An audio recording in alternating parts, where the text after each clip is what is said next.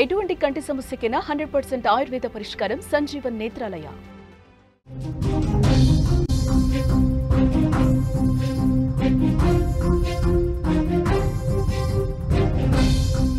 తెలంగాణ రాష్ట్ర వ్యాప్తంగా భారీ వర్షాలు దంచి కొడుతున్నాయి. భారీ వర్షాలకు నగరం వరదలతో ముంచెత్తింది.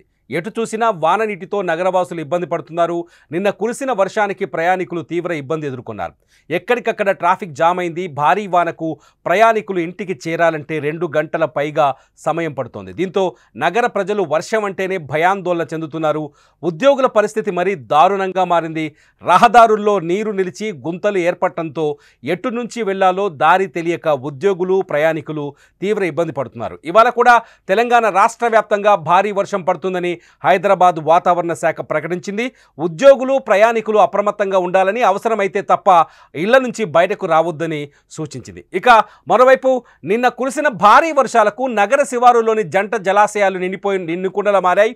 హైదరాబాద్లోని శివారు టోల్ ఎగ్జిట్ నెంబర్ 17 దగ్గర ఓఆర్ఆర్ సర్వీస్ రోడ్డును హిమాయత్ సాగర్ నుంచి వచ్చే వరద భారీగా ముంచెత్తింది. దీంతో సైబరాబాద్ పోలీసులు అప్రమత్తమయ్యారు. ప్రజలకు ఎటువంటి ఇబ్బంది తలెత్తకుండా తగు చర్యలు చేపట్టారు.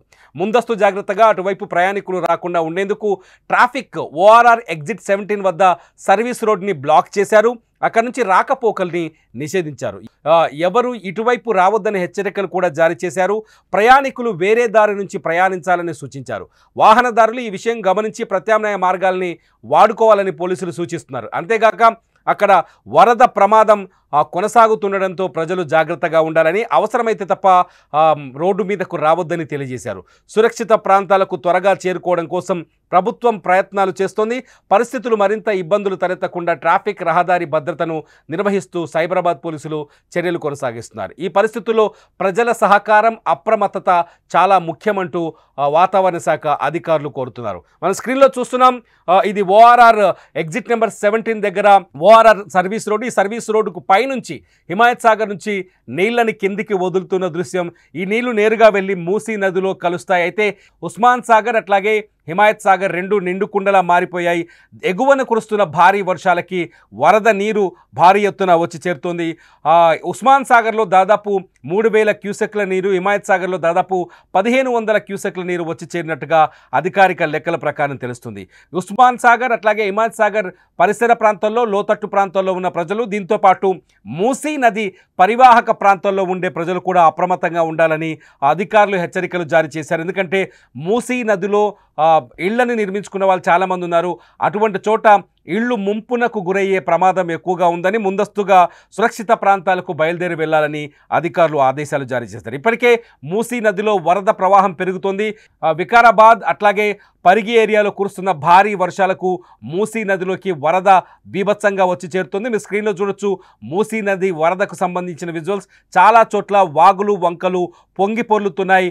చాలా చోట్ల వర్షపు నీరు వచ్చి నేరుగా మూసీ నదిలో చేరుతున్నాయి. మీరు ఒక బ్రిడ్జి పైన చూస్తున్నారు. వికారాబాద్ ఏరియాలో ఒక బ్రిడ్జి పై నుంచి వరద ఉప్పొంగుతున్న వీడియో చూడొచ్చు. కొన్ని గ్రామాలకు ఇక్కడ రాకపోకలు కూడా నిలిచిపోయిన పరిస్థితి కనిపిస్తుంది. సో మూసీ నది పరివాహక ప్రాంతాల్లో ఉండేవారు ఎప్పటికైనా అప్రమత్తంగా ఉండాల్సిన అవసరాన్ని అధికారులు గుర్తిస్తున్నారు.